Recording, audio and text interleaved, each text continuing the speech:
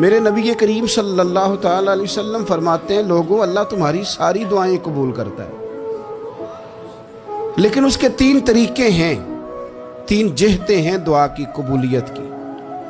یا تو جو تم مانگ رہے ہوتے ہو رب وہی تمہیں عطا کر دیتا ہے، یا وہ تمہارے حق میں بہتر نہیں ہوتا جو تم مانگ رہے ہو۔ تم بے شک بڑے بے چین ہو، بڑے تڑپ رہے ہو، میں ایک مثال دے چکا ہوں پہلے کہ بچہ ایڑیاں مار رہا، یا تو جو تم نے مانگا ہے تمہارا رب تمہیں وہی دے دیتا ہے، یا وہ تمہارے حق میں بہتر نہیں ہوتا تو اللہ اس کے بدلے تمہیں کوئی اور چیز دے دیتا ہے۔